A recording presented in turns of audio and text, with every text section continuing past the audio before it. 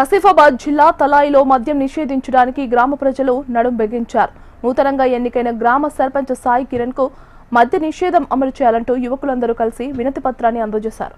యువత మద్యానికి బానిసవ్వడంతో అనేక కుటుంబాలు వీధిన పడుతున్నాయని ఆవేదన వ్యక్తం చేశారు. ఈ పరిస్థితిని నివారించేందుకు గ్రామ ప్రజలందరూ కలిసి మద్య నిషేధం అమలు చేయాలని సర్పంచ్ను కోరారు. బెజ్జూరు ఎస్ఐ పాషాకు కూడా తమ వినతి పత్రాన్ని అందజేయనున్నట్లు యువకులు తెలిపారు.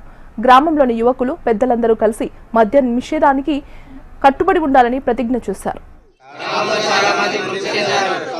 గ్రామంలో ఏరులై పారుతున్నా ఎవరు పట్టించుకోవడం లేదు.